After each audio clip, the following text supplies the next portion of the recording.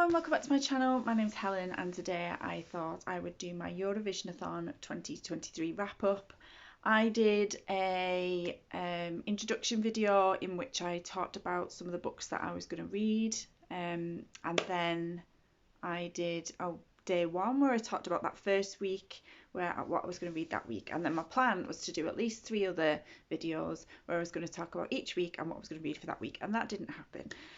I was a little bit disappointed in myself this year. I feel like Eurovision just passed me by a little bit. I did watch it on the night, I was dead excited, but it was at Liverpool and I live in the UK, but I didn't make it there for any of the celebrations. I did go into Liverpool one night early on in the Eurovisionathon period because my sister had lovingly got me tickets along with my mum and herself to go and watch A Thong for Europe, which was like a funny musical show based around a girl whose mother sadly passes away, but her mum loved Eurovision, and the mum started to haunt her and said that she wouldn't stop haunting her until she'd scattered her ashes on the stage of Eurovision. It was a comedy, obviously. It was hilarious. There was some quite close to the knuckle bits, but it was just so funny and it was very much needed at that time.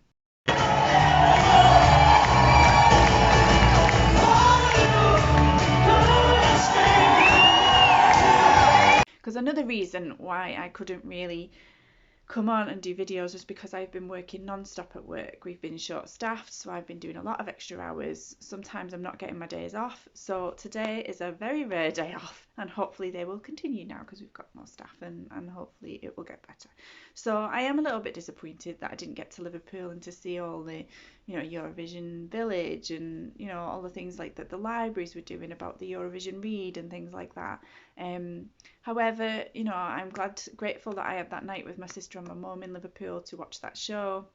That show does finish in the next week or so, and I was tempted to go and watch it again, and I may still do that. But in terms of the readathon, I'm very happy with what I read for that. I read 19 books, 3,877 pages. I've got it all written down. I earned 3,343 points based on the countries that I'd read. I think out of all the books that I read, I think 4 of the countries didn't make it into the final list of countries that actually took part in the contest, so that was a little bit disappointing. But I really enjoyed my reading this year, and I am really bereft that Eurovisionathon is finished. This year seemed to be the year. Every year is a good year and lots of people take part, new people come on board, people who've done it from the beginning join back in, and that is really lovely. But this year felt like the Discord group really took off. Everybody was talking in there every day about what they were reading, what they thought of the books, sharing ideas. It was lovely, and Twitter as well. There was lots for me to retweet because everybody was sharing what they were reading. So we've got a really nice bank of books for future readathons, as suggestions for the different countries that people can read. So yeah, I'm just going to go through my 19 books. Some I don't have anymore. Some of them I used Scribd a lot this month. I can't remember exactly how many books I read on Scribd or listened to on Scribd, but that really helped me out. And it was good that I had a free trial, but I am thinking next year, instead of getting another free trial, I'm just going to pay for it because I really appreciated it this year. It's always a really good online resource to use for this readathon because there's lots of obscure books from different countries. Some of them are quite short books as well, which is really helpful when you're trying to get through quite a lot, and you find things that you wouldn't necessarily find everywhere and would come across normally. So without further ado, the first book that I read was for Cyprus. I read Only in Cyprus, A Hilarious Guide to Living in Cyprus by Christodoulou. I got this off eBay. I gave it 3 stars. It says, a hilarious guide to living in Cyprus. Even if you have no intention of living in Cyprus, get an insight into an extraordinary world of chaos. Written very much tongue-in-cheek to make you laugh, I have included many pictures that depict Cyprus life more than my words can. Make yourself happy, make yourself laugh. And that's exactly what it was. It was okay. I didn't love it. I didn't hate it. So yeah, if you were looking for a quick one, there's a few pictures in there. I definitely think it was self-published. I think I got this off eBay.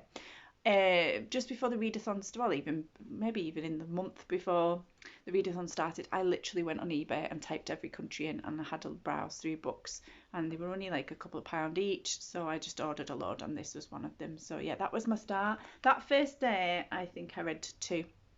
Oh, I read this one and then half of one and then started the next one. I wanted to read some fast ones, get some under my belt, and then just enjoy the rest of my reading. So that was for Cyprus. Then for Sweden, I read Pippi Longstocking by Astrid Lindgren. I think I got this in a Waterstones sale just before Eurovisionathon. And I thought, if I did have a Frederick Backman that I was part way through reading, and I just thought, oh, I'll go with this one. So something that I'm really determined next year is to read for the countries that I've got on my shelf still, because there are still quite a few there that I didn't get round to. I need to read them next year, or I need to let them go, because there are ones every year like let me think. I've got Messy Wonderful Us for Italy. I've got Asari by Sue Dharmapala for Australia. I've got My Family and Other Animals, which I wanted to read for Greece, and they're ones that I'm just not reaching for each year, so they are going to go next year if I don't read them for the next Eurovisionathon. But anyway, I think everybody knows about Pippi Longstocking. She is basically a child who, her father is supposedly a pirate and has gone off sailing. Her mother died years ago, and so she basically lives on her own with a lot of a monkey and a horse, and she just does her own thing. So she basically is a child, but lives like an adult and does everything for herself. And then it's looking at her neighbours, is it Anita and Tommy? And so they kind of look out for her as well. So yeah, again, what did I give that? Oh, I give that 4 stars. I did enjoy those. I think that was multiple stories, was it? Oh no, it was just one story. I think at one point she goes to school with them and decides it's not really for her. But yeah, it's just their adventures. I remember watching a dubbed version when I was a little girl at my nana and granddad's, and that stuck in my head of what the characters looked like. But yeah, 4 stars for Sweden. The next one, oh not that, I went through and screenshotted the different descriptions of some of the other books I read. So another one that I read, and I'll put a picture up here, is Odd Socks by Mike and Judy Smith. Again, this was quite a short book as well. This was for Albania, and it said, this is the account of how an ordinary couple, Mike and Judy Smith, in their late 50s, felt that God was calling them to take an early retirement and go to Albania to run a children's home. Their knowledge of Albania was almost non-existent. They had gazed across to Albania whilst on holiday in Yugoslavia and Corfu, and pondered about life in that country, which was so near and yet so far. In August 1993, after several visits to the country and various events confirming their call, Mike and Judy moved to the central Albania town of Elbasan to open the Home of Hope. There were to be times of persecution and danger when their faith and reliance on God, who had called them there, would be tested. He never failed them. That was quite a short one as well. That was 128 pages. Another eBay purchase, that one. And I gave that one 4 stars as well. I did enjoy that. Obviously, it was sad in parts. The stories of some of the children and the way they come to that home is really sad. But these people are very special. Whether you believe like they do in God or whatever you believe, they're still special people who chose to, in their retirement, move there and do that for those people. I do believe eventually they moved back to the UK. I don't know how long after, because they had their own grandchildren and things like that they wanted to spend time with. But it really was a lovely book. I have passed that on to my mother-in-law. She is a foster carer, and she wondered if she would enjoy it, so I've passed it to her to read on her holidays. Then I read this one, which was Tales of Living in Diaspora. When the Waterstones sale comes around, I do the filter where you can scroll from the least expensive books to the most expensive books, and so it's a good way of finding some of these more obscure books that are selling for really cheap. And I specifically went on to look for ones from different countries, so it wasn't costing me a fortune to get the books, but I could find something a bit different. And so I found this one on the Tales of Living in Diaspora, 16 candid short stories of life in diaspora, which basically means people moving to other countries to live. So this is by Audrey Masipa and Grace Moarera. I'm sorry if I'm absolutely ruining that, but that's their names there. So it says, why does a person leave their homeland to reside in another country? What factors are at play? With approximately 258 million immigrants worldwide, is the grass really greener on the other side? Join 16 individuals as they share their candid experiences of the highs and lows of living in diaspora. Their honest accounts will inspire immigrants to continue chasing their dreams and to never give up despite the challenges. Encourage those contemplating migration not to look solely to another country to solve their problems. Give insight to non-immigrants about the real difficulties migrants in their communities have encountered. Through these real-life stories, you will traverse the globe from India, Kenya, South Africa, Zimbabwe to Australia, Canada, England, Ireland, the Netherlands, Saudi Arabia, Singapore, the UAE and the USA. Journey with our travellers as they tell their tales of living in diaspora. So I use this for the Netherlands. I think there's maybe one or two stories in the Netherlands, but it still counted. So I give that 3 stars. Didn't love it, didn't hate it. The stories were very short, and so I got through it very quickly. Then I read Eat, Gay, Love, A Memoir by Callum McSwiggan. I'd seen this in the pop-up library in Warrington Town Centre when that was there. When the original library was being made up, they brought a pop-up shop up in the middle of Warrington Town Centre, and so I saw it on the shelf there. I didn't take it out, but I took a picture of it on my phone and thought I do want to read that at some point, probably for Eurovisionathon.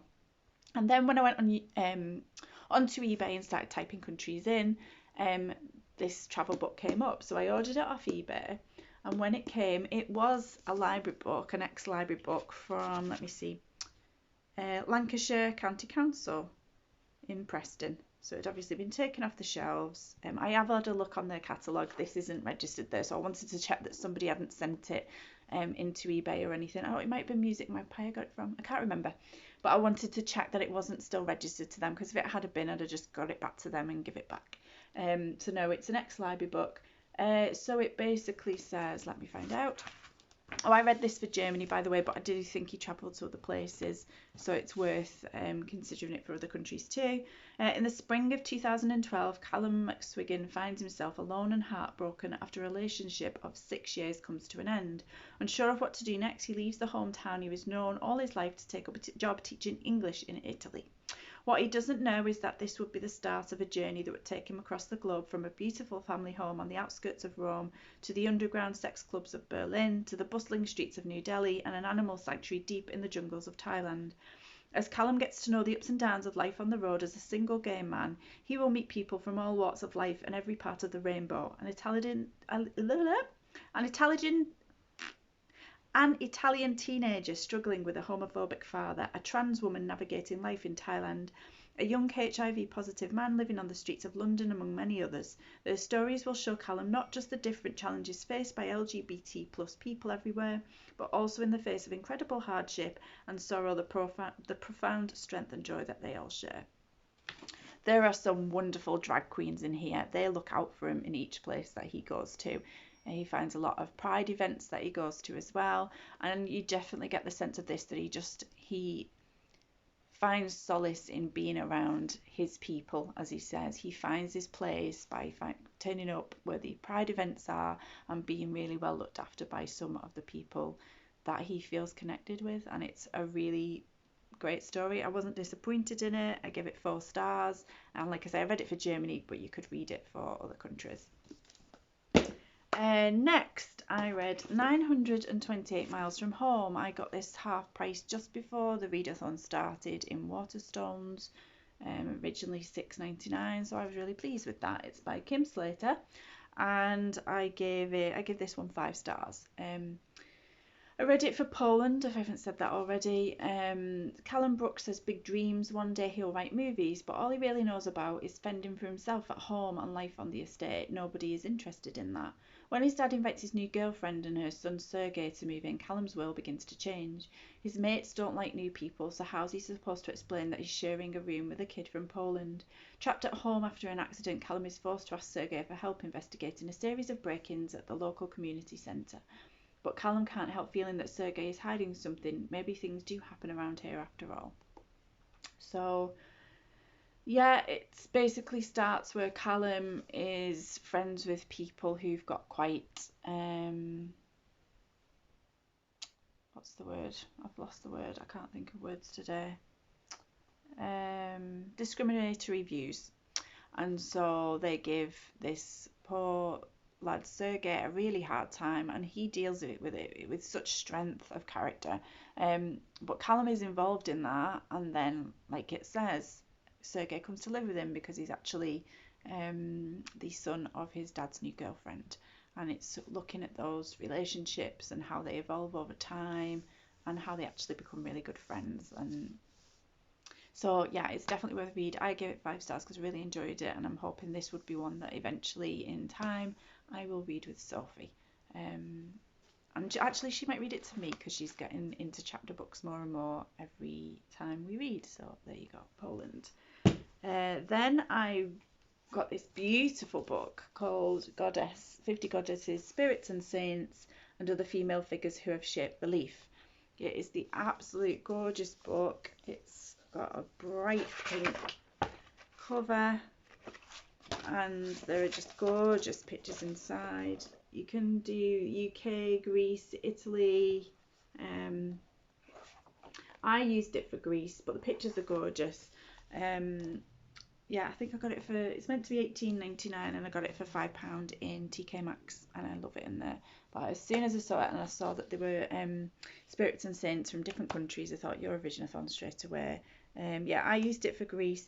The pictures are gorgeous and it's lovely. I gave it 2 stars because I got bored. It was interesting to find out facts about different saints and spirits and things. But yeah, I carried on with it because I wanted to read it for Greece, and as it turns out, Greece didn't get into the contest, so it was a little bit of a waste of time considering I didn't enjoy it, but I enjoyed looking at the pictures, and it is a lovely book for somebody, just not for me. And because I didn't find it interesting, I don't particularly think it'll hold Sophie's interest as well, so I'm not going to keep it, I'm going to get rid of it. But yeah, Greece. But the pictures, beautiful. Next, I read Enid Blyton and Her Enchantment with Dorset. And it's basically, I think, is it her son who's wrote this book? I can't remember. I haven't got it. I've given it to my mum because it's talking about the Dorset area. And every year as a family from when I was little, we used to go to Bournemouth for a holiday. And with Andy, I've been twice now. When we've been together a year, we went on our first mini break together. We went to Bournemouth and we went around Corfe Castle. And then when I was pregnant with Sophie in 2015, not long before we had her in the May, we went on holiday with my mum and dad to Bournemouth again, and we went to Corfe Castle then. We have took Sophie back to Bournemouth as well, so actually I've been quite a few times with Andy, and we took Sophie there, and we stayed at a lovely Airbnb, more towards the other end of Bournemouth. Was it Weymouth? No, it won't have been Weymouth. The other pier, the pier further north, I think it is. We stayed up that end, but we had quite a short walk to the beach, and it was absolutely glorious, and the Airbnb was gorgeous. I digress. Anyway, I knew I'd recognise some of the places like Swanage and Corfe Castle, and so I just thought it'd be nice to read, because when I used to go to the library as a child, I used to go constantly to pick up Enid Blyton books and read her famous 5 books, and I absolutely adored that. So I knew that it'd be talking about the different stories and why she'd picked which places it was based on in that area, and it was really good. I gave that 4 stars, and like I say, I passed it to my mum because I know my mum loves that area as well, and I thought she'd really enjoy reading that. Next, I read The Only Way Is West. I can't remember the name of the author, but I'll put the picture of the book here. I read this on my Kindle. I'd had it on my Kindle for a while. I remember getting it as a 99p deal when it came around. If you've been with my channel for a while and you've watched all my Eurovisionathon videos up till now, you will know that I am a massive fan of people who do like pilgrimages. And one in particular I've read a lot about and seen a lot of programs about is the Camino de Santiago in Spain. And so I think last year I read a book called The Camino that Shirley MacLaine had written. I'm pretty sure another time I read one by a German guy who'd walked that. I can't remember his name.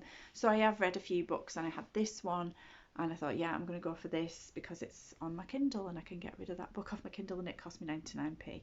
I wasn't disappointed. I give it 5 stars. I read this one for Spain, and yeah, I think I did get a description of it. I keep forgetting to do my descriptions. Hang on. Let's see. if I can find it. His name who wrote it was... Still not there. Why can't I find his name? I think it's Brad something, or Bradley Chermside. Bradley Chermside wrote it. What would you do if you were given €20 in Greece with an email address scribbled on it? Spend it, slip the suspect counterfeit bill into an enemy's birthday card, send an email hoping it will lead you to find everlasting love. Brad, a hopeless romantic, chose the latter. 2 years later, his love life remains a disaster and his career is misfiring. As he's about to walk Spain's fabled Camino de Santiago to ponder some profound life changes, Brad receives a reply. Incredibly, it's from a woman who lives on the pilgrimage path. Far away from where the money first crossed his palm, she invites him to sleep on her house. Hiking 900 kilometres on the road to Santiago to a blind date with the mystery €20 woman, Brad has the adventure of a lifetime. His heart is warmed by fellow pilgrims and natives who give him more reason than ever to believe in the kindness of the human spirit. He befriends a hilarious Hungarian who speaks English in song titles and has his raison d'etre revealed to him by a barefoot Mayan mystic. Will he meet his happily ever after along the way too? I will not tell you whether he does or he doesn't. But yeah, I really enjoyed it. Did I say that I gave it 4 stars and I read it for Spain? Then that's what I did. Next, I read The Red Notebook by Antoine Lorraine. I gave this 5 stars. I read it for France. This is the second book by this author that I've read. I read I think it's called The Mixtape. I think it is, and I'm pretty sure I read that for France one year for Eurovisionathon, and this is an author now that when it comes to France for Eurovisionathon, I'm just going to read his back catalogue until I'm done. He's got one called The President's Hat, and I think I'll read that next year. Described as Parisian perfection by Her Royal Highness the Duchess of Cornwall, The Red Notebook is a charming, quirky love story from one of the UK's favourite French authors. Bookseller Laurent Letellier comes across an abandoned handbag on a Parisian street and feels impelled to return it to its owner. The bag contains no money, phone or contact information, but a small red notebook with handwritten thoughts and jottings reveals a person that Laurent would very much like to meet. Without even a name to go on and only a few of her possessions to help him, how is he to find one woman in a city of millions? The book actually opens, and it's the very first chapter, so I'm not spoiling anything here, but it opens with the woman basically having a handbag snatched, and so you see that happen in the first instance and a little bit more around that, and then it follows this guy finding it and his trip to trying to get it back to her. And yeah, it's a really interesting story, and like I say, I give it 5 stars because it was one of my favourites. It's only short. This says here 160 pages. This is another one that I read on Scribd. So yeah, I definitely would give some of Antoine Lorraine's books a go, particularly The Red Notebook. I can't remember what I thought of The Mixtape. It was a long time ago, I think, since I read it. But I feel like he is a good writer, so I probably did enjoy that one too. So yeah, give it a go. Then I read a book called Italy on Two Cappuccinos. I found this on Scribd. It was really tiny. I gave it 2 stars. I will read a bit about it, but I don't think I'd even read this as a travel guide going to Italy, to be fair. It was really boring. Italy on Two Cappuccinos, a year living and travelling in Italy, France, Germany and Switzerland. So you can use it for them countries as well. It's 159 pages. It didn't feel like it was that long. It felt like it was shorter. By Gregory S. Harris. An illustrated travelogue full of insights and adventures around Italy and through France and Switzerland, rating the locals and the local coffee, inspired by Peter Mill's A Year in Province and Under the Tuscan Sun by Francis Mays. Isn't Under the Tuscan Sun that film with Diane West in it? That was a good film, so if this is based on that, he's done Francis Mays a disservice. Mr. Harris travels while contemplating the cultural differences and tribulations of expatriate life. Now, I might try and find Under the Tuscan Sun, the book, and read that for Italy one year, because I did enjoy that film. The second edition contains a map and more pictures plus expanded coverage and incorporates answers to many questions that arose from reading the first edition, including more details on the people mentioned in the story. So maybe I read the initial version because I don't remember there being more details on people mentioned. So yeah, I'd give that one a wide berth. I didn't enjoy it. It's quick if you want to read for Italy, but even though I sometimes want ones that are quick so I can get a few books under my belt, I still want to enjoy what I read, and I didn't enjoy that. The next one I read was To the Baltic with Bob. I read this for Finland. This is by Griff Rhys-Jones, who is an actor in the UK. I give this 3 stars. This was quite a hefty book. It was 403 pages. What I had a problem with this was they come across, the way they talk about women sometimes in this story, the women they came across, it came across as a bit lecherous. And they were talking about them very much in as if women were things kind of way, and just like kind of objectifying women, and I just didn't enjoy that aspect of it. A lot of it is focused because they travel on a boat. There's a lot of boat speaking there, and I suppose if you're really into boats, you'd find it very interesting about the mainsail and what ropes they use, and what, all the ins and outs of how they did the boat up and all the different mechanical elements inside. Me, not so much. I like the travel elements of how they went to each place. This does cover a lot of Baltic countries. Like I say, I read it for Finland because I knew Finland were quite high up on the odds at this point.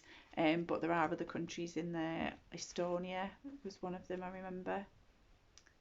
I can't remember the others. But yeah, if you're into boating at all, if you like Griff Rhys-Jones, if you just like me, like to read about travel, it's worth giving it a go. Like I say, 3 stars, but I knocked that down a star because of the way they talked about women. And these were men, I think, at the time, who were in the 30s and 40s. I'm not saying it's okay if you're younger to do that either, or any age really, but I just felt that like they should know a bit better, and it made me feel a bit uncomfortable. The next book I read was on Scribd again, and I really, really enjoyed this one. I gave it 4 star. A Frog in the Fjord, and I read it for Norway. Let me find my description of it now. Norwegians are the happiest people in the world, but can anyone else be happy in Norway? Lorelou, a French woman in her mid-20s from Provence region, gets a job in Oslo, Norway. She's not too inspired by this Arctic country. Are Norwegian people as cold as their weather? She is, however, curious to discover the Northern Lights and explore the country's famous landscapes. So many things are weird about Norwegian people. They go skiing in the middle of the city, take their holidays in cabins with neither water nor electricity, lit candles to make things coselig, and have strange names like Odd and Bored. Learning Norwegian language, making local friends, and dating are proving to be much harder than she thought. She has 1 year to figure out whether she wants to live there for good and make Norway her home. Described by Forbes magazine as one of the 5 most revealing books about Scandinavia, A Frog in the Fjord, 1 year in Norway is the ultimate guide to understanding Norway, its people and its language, as well as Scandinavian culture in general. But I just really, really enjoyed this book. Lorelou, what did I say? Her second name was Desjardins, I think it says. But again, I'll put a picture up here. But yeah, I really, really enjoyed that one. My friend Shana in work said she's going to go into Norway soon. I think she said Norway, not Finland. I'm sure she said Norway. So I'm going to send her a link to that book because I think she'll really enjoy it. So yeah, I gave that 4 star. Next, I read A Short History of Tractors in Ukrainian. I wanted to read for Ukraine last year. I had this book last year, but this cover really puts me off. I know it's not specifically about tractors, but I just kept being put off. And this time I just thought I'm just gonna dip in, and I'm just gonna see how it goes. And it was worth it. I gave it 4 stars. It has stuck with me. I will just briefly read the back. 2 years after my mother died, my father fell in love with a glamorous blonde Ukrainian divorcee. He was 84 and she was 36. She exploded into our lives like a fluffy pink grenade, churning up the murky water, bringing to the surface a sludge of sloughed off memories, giving excuse me, giving the family ghost of a kick up the backside. Sisters Vera and Nadezhda must put aside a lifetime of feuding to save the emigre engineer father from voluptuous gold digger Valentina. With her proclivity for green satin underwear and boiling the bag cuisine, she will stop at nothing in her pursuit of Western wealth. But the sisters' campaign to oust Valentina unearths family secrets, uncovers 50 years of Europe's darkest history, and sends them back to the roots they'd much rather forget. This is by Marina Lewicka. She also has a book called Two Caravans. She is from Ukraine originally, so what I'm going to do for next year is pick up Two Caravans, and I'm going to read that for Ukraine. But I am so glad I picked this up. I think I got this on, sometimes you come into a supermarket and it just says pay a donation. pretty sure I got this for like 30p or something. There wasn't a large selection on the day, and I saw this, and Eurovisionathon was coming up last year, and so I got it. But yeah, I'm so glad I read it, and like I say, I'm going to read Two Caravans next year. So 4 stars, Ukraine, very good. Next, for Armenia, I chose Fierce, Fearless and Free. There was also a Lithuanian story in this book, so you could have read it for that. I think there was other countries as well. It says Fierce, Fearless and Free, Girls in Myths and Legends from Around the World by Larry Don. I gave this 4 stars. A brilliant inclusive collection of traditional tales from around the world featuring amazing women and girls. Once upon a time there was a handsome prince who... No, that's not right. Once upon a time there were strong-faced women who plotted, schemed, took action, showed kindness, used magic and trickery, and made their own destiny. From the long-haired Petrusinella, who escaped the tower and brought the spell that the ogress had cast over her, and Nana Miriam, who beat a hippo using politeness and magic, to Kate Crackernuts, who tried to save her stepsister from her mother's curse. These are stories of girls doing it for themselves, with stories drawn from all over the world, including China, Scotland, Armenia, Italy and Nigeria. Larry Don presents heroine stories that don't leave girls sitting around waiting to be saved by the handsome prince. It says the ideal age is for 9+. It is this book that I will read with Sophie.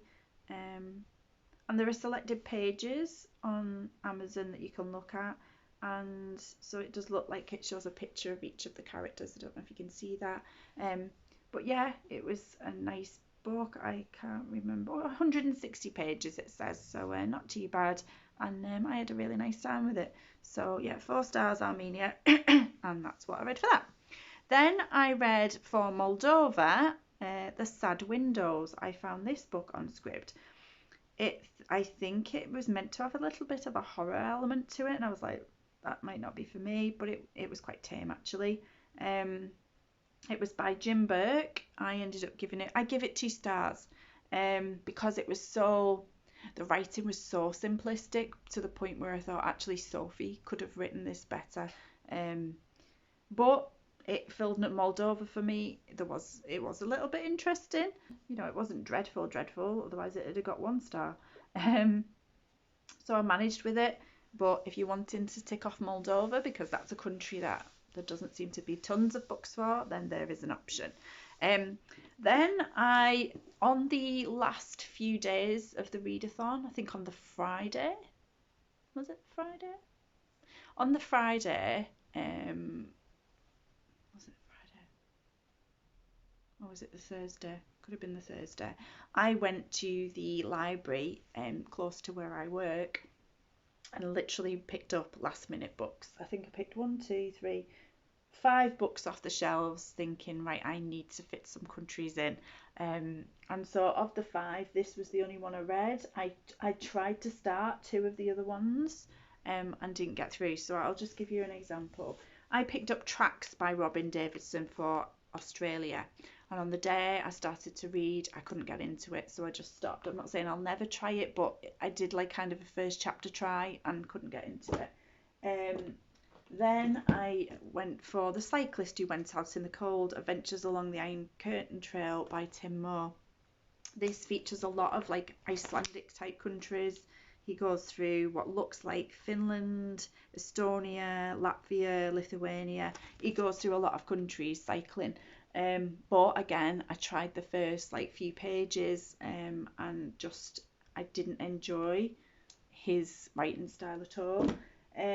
One that I picked up was Hector and the Search for Happiness, because this fella supposedly travels to find happiness in different countries, but when I had a quick flick through, I couldn't find a mention of the actual countries. There's a lot of travel on planes and stuff, but it doesn't actually, I know China's one of them, but it doesn't actually mention the other countries that I could see in the flick through, and normally it's quite easy to see the countries mentioned, so I'm not sitting and reading that book and then finding it that there's no European countries in it. And then the other one I picked up was from Denmark, and then they got knocked out on that night, so it must have been the Thursday I'd gone. And I thought, even it was quite a short one, Often I Am Happy by Johns Christian Grøndahl. But I thought, I'm not reading for Denmark if they've gone out, there's no point. So the one that I did get and I did read was A Trip of One's Own by Kate Wills. Basically this is Kate Wills isn't expecting to Kate Wills, I can't speak today. Kate Wills wasn't expected to be divorced after less than a year of marriage. She hadn't anticipated restarting a life that had for the last 12 years with her partner seemed so stable. Luckily, her job as a travel journalist offered her the perfect opportunity to escape from it all. But this time, her jet setting felt different. Kate felt more alone, particularly against a backdrop of never-ending hen dos, weddings and baby showers. So she began to search history for female travellers to inspire her. From a 4th century nun to a globe-girdling cyclist, Kate discovers that throughout history there have been astonishing women who've broken free from more burdensome expectations, clearing the path for us to do the same. A trip of one's own is a funny and heartfelt invitation to take that trip to Paris, to Whitstable, and maybe down the street you've always wondered about. This I gave 4 stars. I read it for Israel, but she does mention other countries in this. Yeah, I really enjoyed it, and I ended up, she talks about that many different female travellers in there. I kept a note on my phone of all the female travellers that she mentioned, and I think in the end there were over 20. So then, what I will say is, if you go on my Amazon wishlist, this isn't me asking you to get me a book, this is me just saying, go on my Amazon wishlist and look at the last 10 or 15 books that I have put on my wish list on there, because they're all books related to the female travellers that she mentions. Obviously, you can just go and get this book and write them down for yourself, but that is what I've done ready for next year's Eurovisionathon. I've gone onto my Amazon wish list, typed in all the names of the women that she mentioned, and then highlighted books that I'm interested in. Some of them are quite obscure books, so they're going to be quite pricey to get, but my figure is I've put them on my Amazon wish list so that I can keep an eye on those prices, but I can also then have them registered somewhere so that then I can go and check eBay next year as well and look like I did this time, and I got some real steals there. I'll look in the Waterstones sale and see if any of those women's names are mentioned again, but it was very worthwhile reading this book, and if Kate Wills writes anything else, I will definitely check it out, especially if it's a Eurovision country. Then I read Christmas in Prague, which was on Scribd again. This one was very short. Let's see, I gave this 3 stars. It wasn't that great. It says here how many pages, 102 pages. It said it did feel very short. It's by Rick Prill, and it says Christmas in Prague is a novella from award-winning author Rick Prill, taken from the upcoming novel Part 2 of the Chimera of Prague, set to release in April 2019. So it does explain a lot, because you do feel like you drop into this story and should know some of the characters and things. It kind of feels like it's in the middle of this guy's life, so there is a history there that you should really know about. So maybe I'll pick this one up for Czech Republic next year, because that's who I read it for. This is the story of Joseph, a divorced American 20-something living as an expat in Prague. He's obsessed with Karina, a Czech waitress turned supermodel. She's freshly back from a trip to Italy with her English teacher, and she's ready to give Joseph the attention for which he's been longing. Will his Christmas wish come true? So very short, not specifically great, but I didn't hate it. It was written quite well. But like I say, that might give me the excuse to read that book next year. And then finally, the pièce de résistance. On this last day, that actually might have been the day that I picked these 2 up. I'd read A Trip of One's Own, and then I thought I'll get them other library books and see.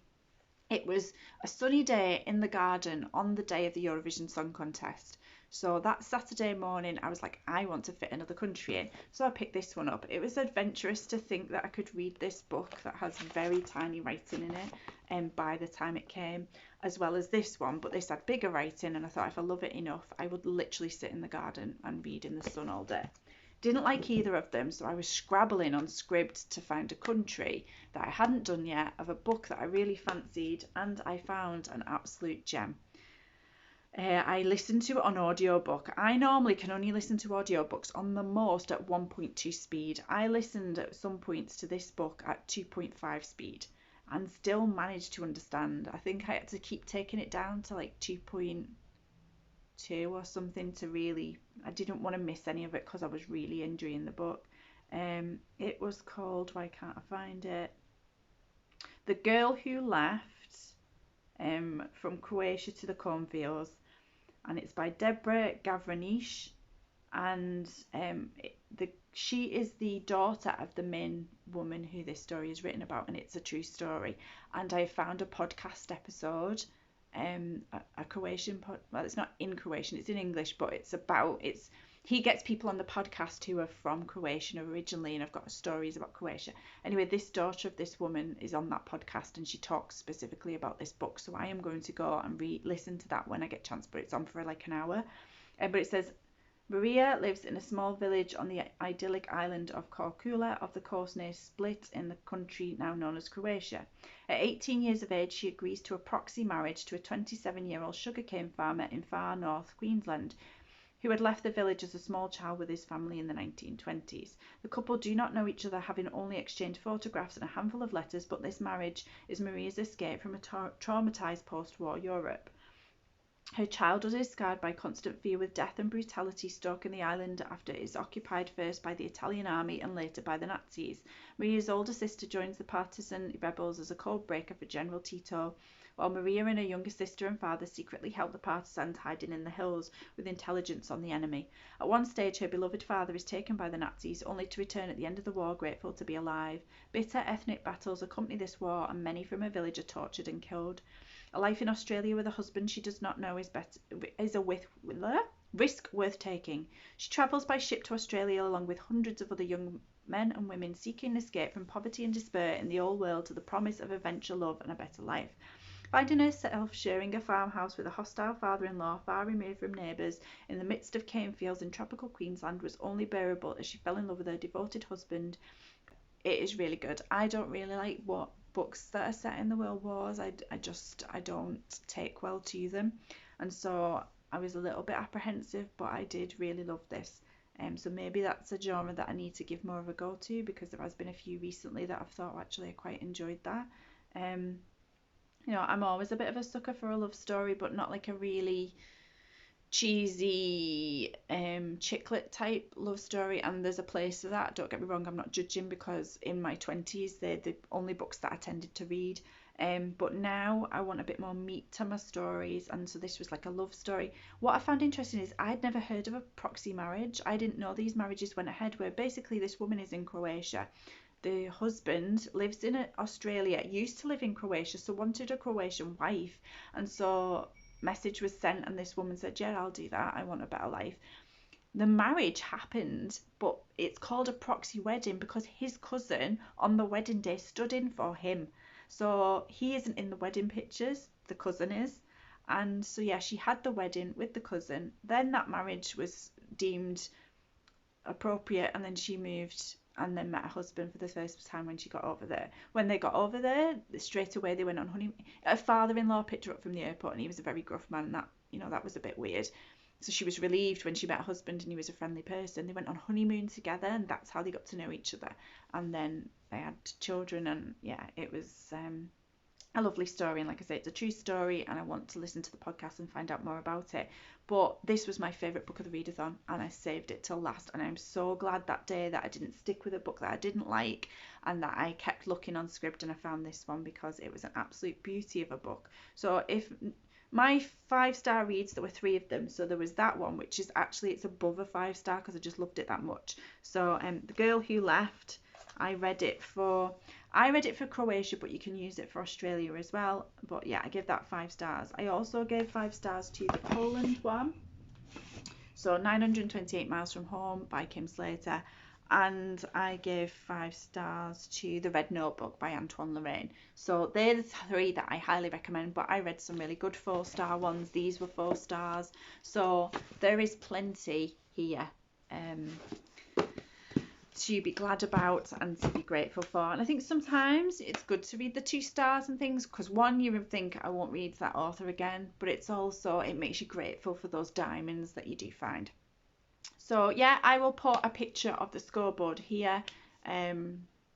Well, probably the scoreboard of the top, I think it was the top 10. I will put that here of the names who won. We had somebody who read 30 books. We had somebody who read all 26 from the final, which was no mean feat. That was Michelle, actually, who every year has pretty much read nearly every country. This year she only seemed to start after 2 weeks, but then really sped, and so she read 26. So yeah, it was really good. Kelsey Lou, she ended up coming in second place, even though she read more books because of the countries that she picked. And she was the person who won the giveaway of the book that I read for the Netherlands. So I sent that to her, but I only managed to send it to her on the last day of the readathon. She'd already told me she wasn't going to read it for the readathon because she had other books planned for the countries that she was going to read. So eventually, because I'd been working so much, I managed to post it out to her. So I hope she enjoys that. But thank you for watching. If you are only finding out about Eurovisionathon now, come and join us next year. Obviously, it's going to be held in Sweden. I don't think for a chance I'm going to make it over there to watch, but I want to have a party this year. In 2014, I had a party, everybody dressed up as different countries. It was amazing. And then I was going to do it again this year, especially as it was set in Liverpool, and that's so close to where I live.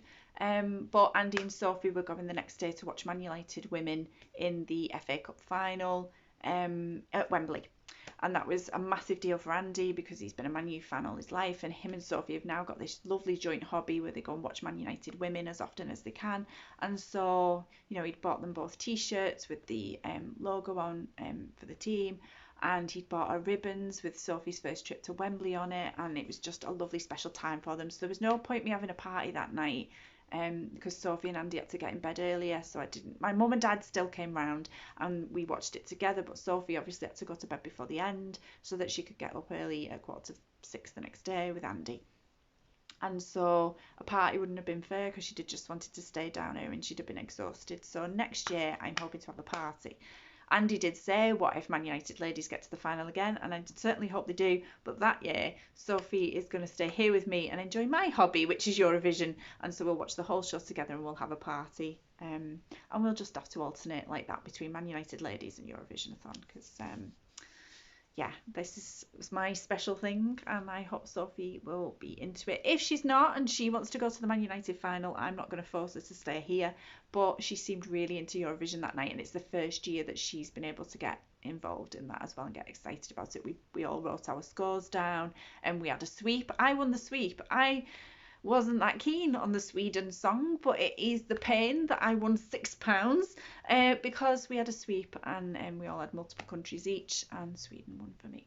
So yeah, if you're just hearing about it now, join us next year. I can't remember. I have put on my Twitter page what dates it'll be from until, and that's only a guesstimate at the minute because obviously they've got to sort it out in Sweden what's happening, but it's going to run exactly the same as it has done. I will do another storygraph for next year. That storygraph worked really well.